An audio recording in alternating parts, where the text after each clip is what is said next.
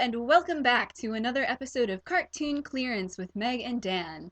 We are your hosts. I am Meg, And I am Dan. and this week we are taking our Ramblepants and escaping to the one place that has not been corrupted by capitalism: space. Canada, space. And we're also going to hope that space hasn't been corrupted by warped misconceptions of feminism either, like this movie would suggest. Because we watched Mars Needs Moms. Ugh. Please tell us a little bit about this show. First of all, I'd like to apologize. I need to start picking good movies again. But sometimes the bad ones are just too much fun to watch. This one was no fun.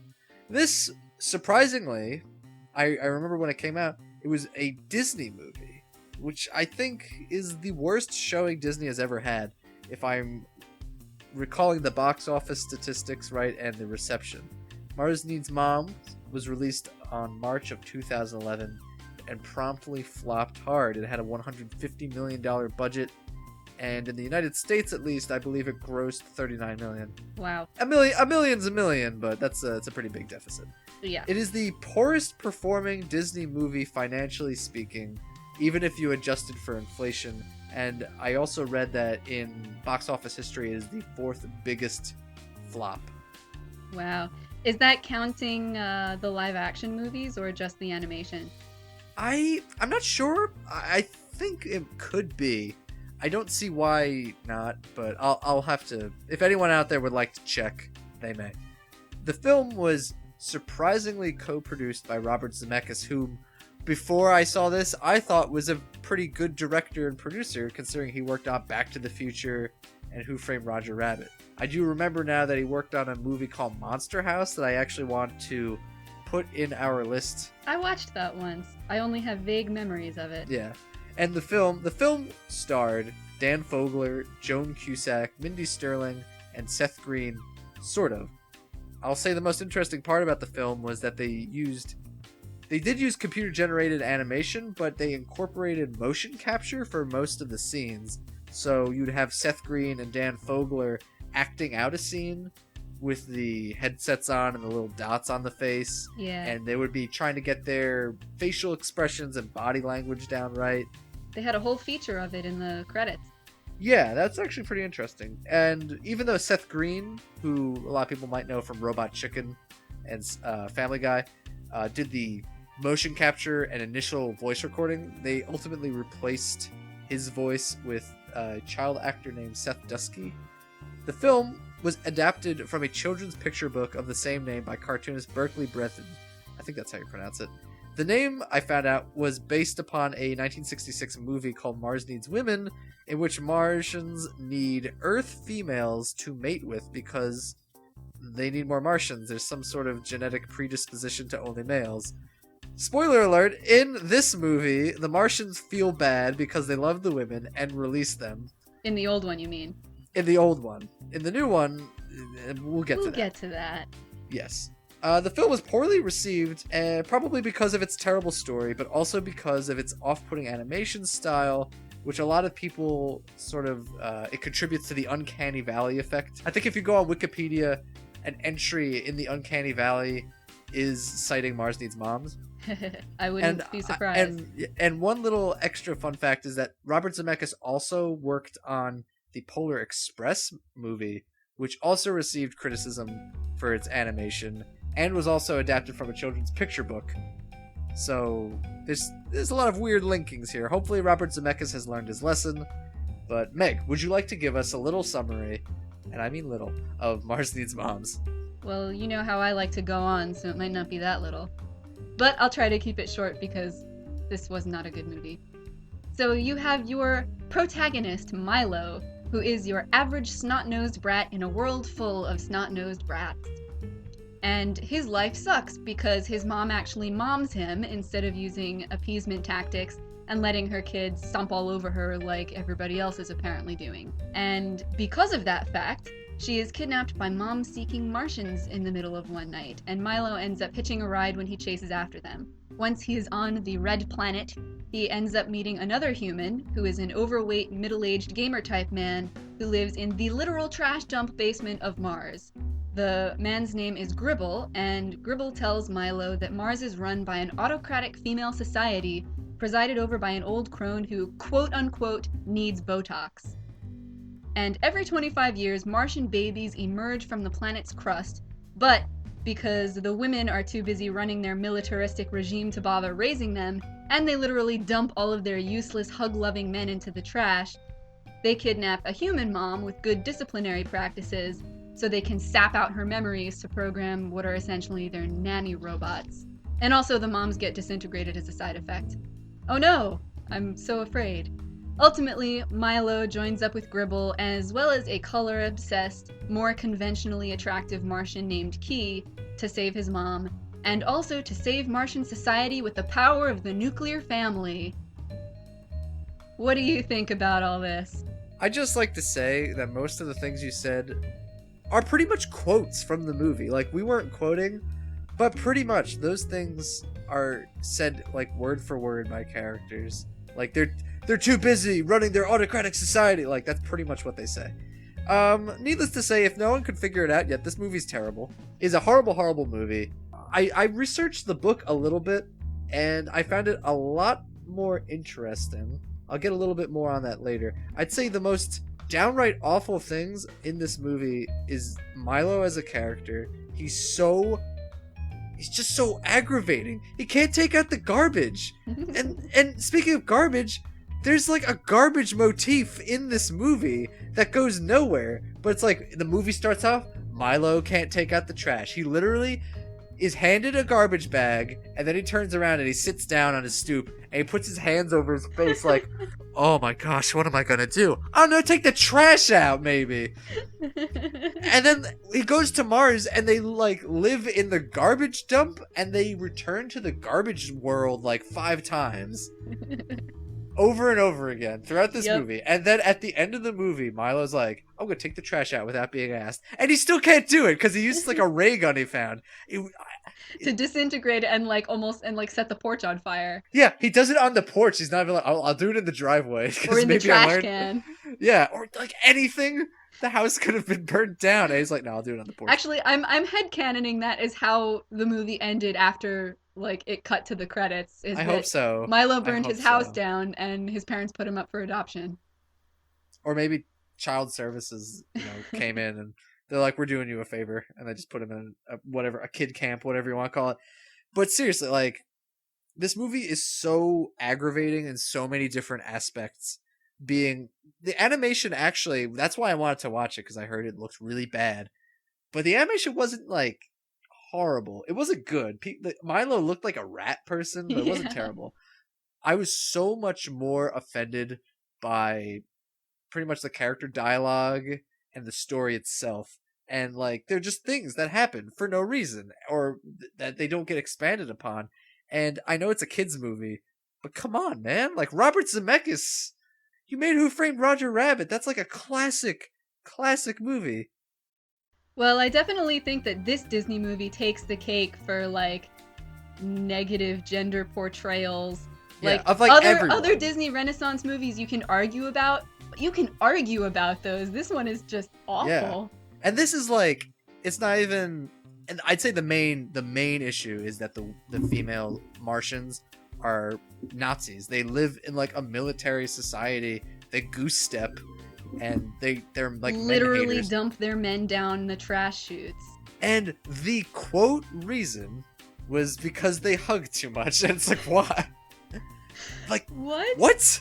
And all the dads are like, they're goofy, kind of Rasta looking dudes. Like, they got dreads and fuzzy beards, and they just want to dance and have a good time. And they also they literally cannot communicate outside of gestures and hugging. Because they're like this completely uneducated population that grew up in the literal dumpster. And I think the worst part is that they say, oh, the women are too busy. They're too busy to be raising the kids. So it's like, why don't you let the dads raise the kids? Well, we don't like the way the dads do it because they want to have fun all the time. What?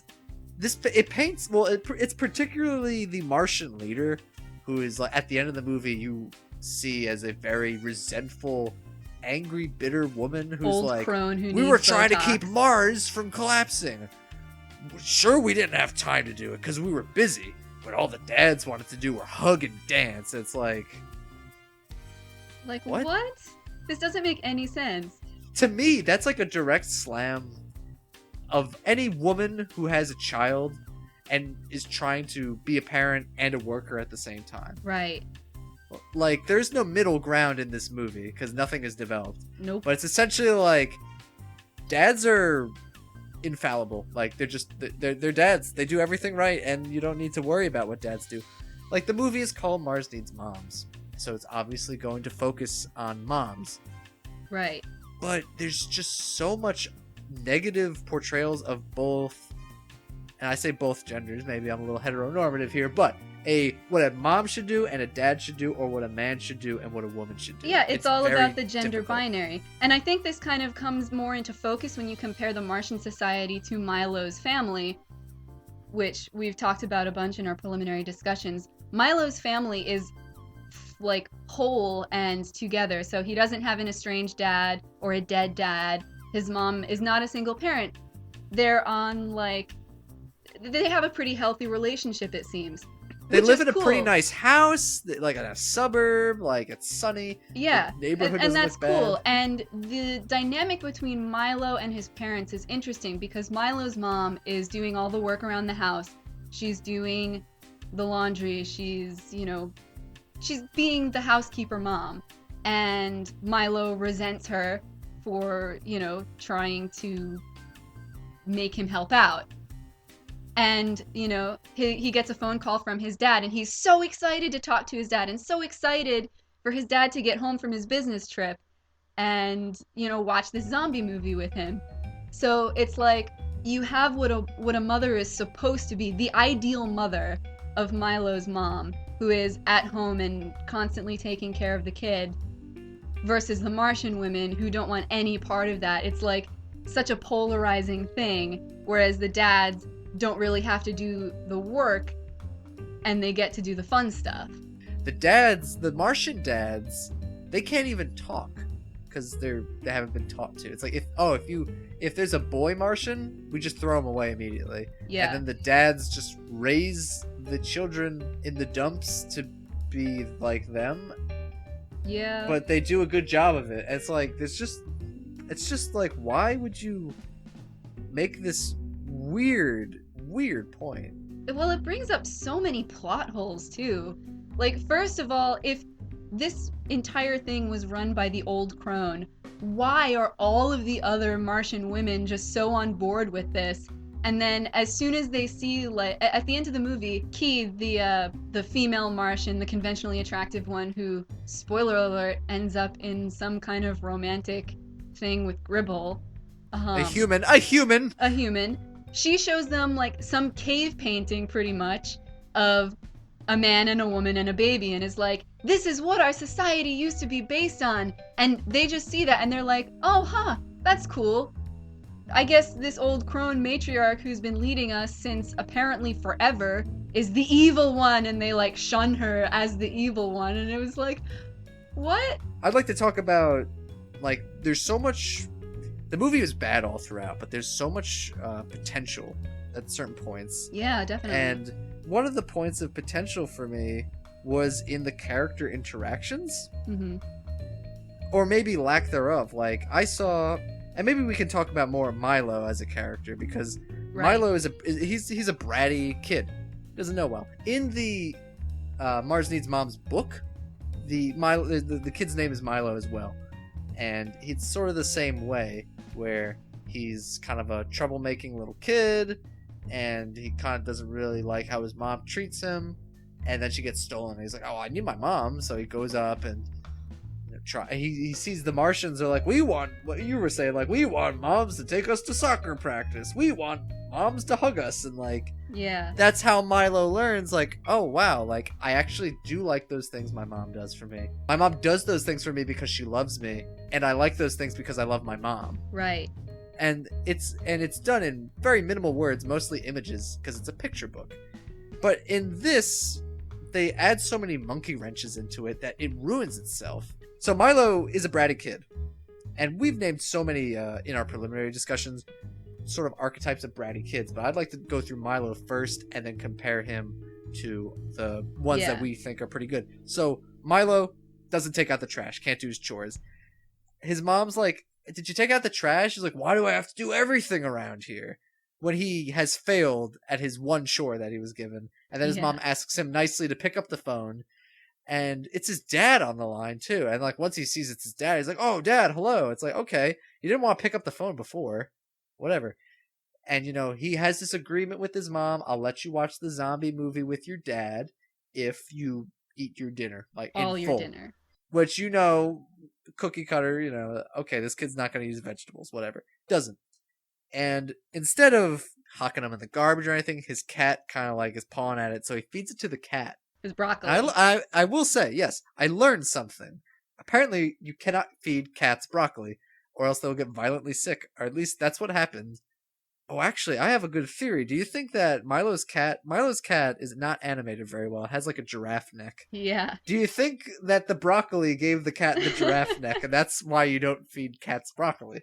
His neck was distended from like Yeah. vomiting it up. It's like its intestines grew. But regardless, Milo's mom's like Milo's already got the film on TV, and then he hears the cat throwing up, and he kind of like hides behind the couch, and his mom's like, "Did you feed the cat broccoli?" And then Milo's kind of being like, not even sassy, but he's got an attitude, like trying to give smart aleck answers to his mom. And the mom's like, "Milo, I asked you to do this thing and you didn't do it." He's like, "It's not my fault." And then the mom's trying to get creative and like make him eat his broccoli and stuff. And I know some people out there might think that I'm getting hung up on these little things, but this is how our character's introduced, and he's the Right. hero of our story. And he's supposed to, as a hero, I think you're supposed to a certain extent, be behind him, sympathize with him, or be able to put yourself in their shoes. And Milo is not nice to his mom, and it's just like, it appears that he's going out of his way to like spite her. Yeah. To like, his mom's like, "Go to your room and get your pajamas on." And his definition of get your pajamas on is, "I'm going to leave a trail of clothes throughout the house that my mom has to pick up." And, "Oh, she said go to bed, not get in bed, so I'm going to jump in on the bed. She said finish your broccoli. You didn't say I had to finish it. I fed it to the cat, so the cat finished." It's like, Milo, why are you doing this? And the other, I think the big thing for me personally is that Milo is never shown as having something that he really wants to do other than the task he's given. He wants to watch that zombie movie, but that's something that never really comes back. Right. Instead, it's just I don't want to listen to my mom. But you recently watched another Disney movie that you'd say you'd find very interesting, almost a similar plot or story outline. Oh, definitely. I actually watched Lilo and Stitch last week as well, and it was wonderful, as it usually is, because that is a really good movie. And it did so much better. I was comparing it in my head as I was watching it. So if you look at Lilo as a character, she's kind of a bratty kid. She aggravates Nani, her sister, and she gets into fights with her other kids. But there's depth to her character. You can tell very clearly that she's lashing out because she's lost her parents, because she's trying to deal with her sister trying to be her mom, and you can tell how much of an emotional toll that's taking on both of them. She gets into fights with the kids at her school because they're being catty and nasty, and she just like immediately starts beating them up, which is kind of hilarious actually. But then you also see that she wants to be included. Like, she tries to go and play with them after that, and she apologizes to them. Like, her character has dimension. Milo's character doesn't have dimension. I didn't find him as annoying as you did, because I was like, all right, I can see this as a believable kid in terms of, he's caught up in his own world. He doesn't want to do everything, and, the contrary kid, where even if your mom only asks you to do one or two things to help out, he's still gonna feel like it's a lot because, he doesn't want to do it. You're right about him not really having a good, something else to want to do instead. But he's just kind of bland, and he does have his revelations of like, oh, my mom loves me, she does all this stuff for me, and I need to save her because, she's important to me. But it's such a flat character. It's not really interesting. And I think you were talking about this in one of our preliminary discussions, that he really just kind of does what he's told the whole movie, Yes. in terms of, he meets Gribble and Gribble says, oh, here's the situation, you got to do this. And so he goes and does that. And I don't know if there was more you wanted to say about Milo's character development, but this brings us to another really interesting point that the movie failed in, which is Milo's character arc. So Milo meets Gribble, who's basically a man-child because Gribble had his mom taken away and disintegrated all those years ago, and so he grew up parentless on Mars in the dumpster. So in the first half of the movie, he's messing around with Milo, sending him on little side quests just to waste his time in a ploy of like, oh, I'm gonna mess with him and get him into trouble, and then I'm gonna save him, so he'll think I'm some kind of hero and he'll want to just stay here and hang out in the dumpsters where it's cool, like, I guess, something like that. And so here I thought was a really interesting thing that could have had a lot of promise, because the core of this movie should have been about Milo coming to appreciate everything his mother did for him and how much he relies on her and how much he loves her. And the best way that I think they could have done that was by forcing him into a position of responsibility similar to that of his mom.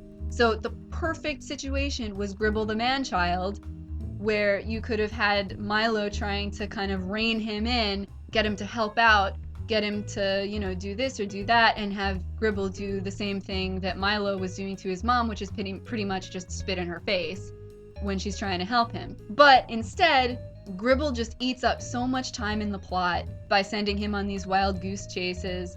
Meanwhile, the clock is ticking until Milo's mom gets disintegrated. Gribble has no repercussions about lying to him, about wasting all of this time when his mom's life is at stake. Yeah, and that's a really frustrating Definitely. Like, me. in the middle of the movie, you find out Gribble's backstory, and it's an interesting backstory. And he says, like, I treated my mom really well. Me and her had a great relationship. We loved each other. I would do everything she told me to do. And the Martians came, and they abducted his mom, and he tried to get her back, and he was too late. And she got obliterated in front of his face, which is pretty dark. Yep. Because there's never really, as far as I remember in Disney, on-screen Disney deaths, like, to that magnitude. Like, I'd say the closest you get is Bambi. But you don't even see Bambi's mom get shot. Well, you see Clayton's shadow hanging on the tree. But you don't see Clayton actually struggling and immediately snapping his neck. No, that would be. This is like the sun has risen and its rays are being magnified by these orbs, and it just obliterates his mom. What kind of psychological damage would that do to a child? Quite a lot. Like, maybe that's the reason Gribble's the way he is. But I found a couple things really interesting in Gribble's story. Some because, I thought this was gonna happen. How come this didn't happen? Like, so Gribble sees that he's like, I was punished because I was a good kid. And at first I'm like, that's an interesting perception of his relationship to his mom. And I thought, that's going to be a point where Milo's going to be like, well, your mom was great too. It wasn't just you. And that would have been Milo's sort of epiphany of, parenting is a give and take thing. It takes a good kid to make a good mom and a good mom to make a good kid. Right. Like, I need to step up my game. One thing I found very interesting was that Gribble knew what was going to happen to Milo's mom. And like you were saying, there's a ticking clock, and he knew about this. And now he's just telling he told Milo earlier, your mom's going to be obliterated, but you can go try to save her. But before that, he tried to distract him. Like, he kept trying to turn the computers off that were monitoring his mom. And Milo's never like, why were you trying to distract me from a really important thing? You were basically trying to get me to just sit around and wait for my mom to die. Yeah. Also, like, he went through the same thing. So wouldn't you think that Gribble would want to also be like, I'm going to help you save your mom? Which he does say eventually, but how come he just didn't do that at first? But that's the thing. When Gribble reveals his backstory, he pretty much has a complete character change and actually starts acting like an adult with no real, like, impetus. Yeah, You or know? any like motivation to the actions other than like, I can't let this happen again. and it doesn't work out for me because I am personally really bugged that like Milo's never like, why were you trying to prevent me from saving my mom? Yeah, and instead they're like, yeah, we're best friends now. Yeah. And it's like, Hang on a what? second. It's like, you didn't want me to save my mom. This movie is just like flat boring, and all the characters are just sort of like, they were told to feel this way, so they feel this way. That's sort of how I sum it up. On that note, I think the Martian Key is actually the most interesting character because she has a personality that feels like actually real, that wasn't in direct relation to the plot of the story. Like, she is a Martian who ended up being exposed to like Earth hippie shows, and she was just enraptured by all of the colors that Yeah, like, she just liked colors. she just really liked colors. And you she know, found because them inspiring. because you know, this female world without men does not have any color or life or anything. Like, you know, she saw color in Earth products and became a graffiti artist to like spread Which is super color cool. through this world. And that was actually really interesting.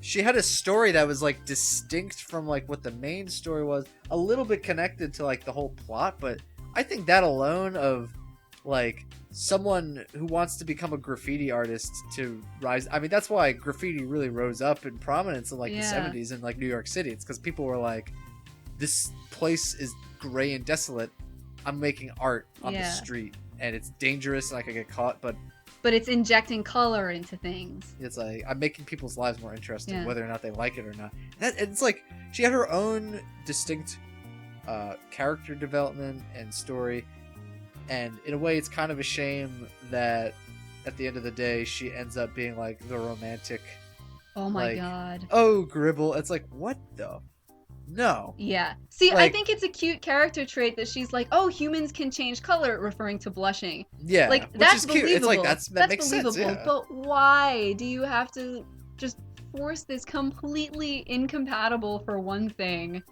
Oh, by the way, can I just point out the character designs of the female Martians? They've got like these big butts. They basically look like Butch Hartman moms with the tiny waist and these bulbous hips, and like their armor on their military uniforms kind of leave out the butt part. Like, they have pants on underneath, but like their butts are so defined, and they have like huge thighs but a massive thigh gap, and I'm just like, yeah, oh hey man, my if you're into God. thigh gaps, I would highly recommend Mars Needs Moms. But it was just a very strange design. They had very flat faces with like no noses, but very wide, like very accentuated childbearing features. Yeah. And to go back to like the whole sort of weird portrayal of genders and stuff, it's like, is this movie trying to say the women on Mars could have babies, or that they should have babies, or that they should be raising them because that's how they were designed and created? I don't even know. Like, it doesn't even make sense when you look at like the biological functions that are presented, like, because the babies come out of the ground, so then how are they like fertilized? How does it's just a mess. It is. And I think we can dial it into a conclusion. Yeah. And I think I was so flustered. I was like, if this was a better movie, and you interrupted me, you're like, if it was a better movie, it'd be better. That's really the takeaway for me, because there's so many little seeds that they could have had as far as what they could have done with the movie. And it's sometimes I accuse myself of being a backseat director or writer, because it's like, you should have done this, you should have done that. It's so easy to say what you should have done and what's not, and what is done well. But the problem is that what's done well for me is, in my head, I made my own end result. Like, oh, Gribble says that he was punished. I'm gonna make up my own ending for that, because the movie one doesn't even substitute an ending for that. There's so many different things, and I think that when people watch kids movies, I think when it comes to criticism, there's a double-edged sword sort of thing going on. Where I've seen people say, oh, this movie, it was trying too hard to be profound. It was just, it's a kids movie. Then there are kids movies that are trying to be profound, And people are like, oh, this is a kid's movie. Don't get too complicated. It's for kids, okay? And maybe that's because those kinds of movies don't succeed in what they're doing too well. Mm-hmm. But there's this thing of, oh, it's a kid's movie. So it's important to define what it means to have a good kids movie.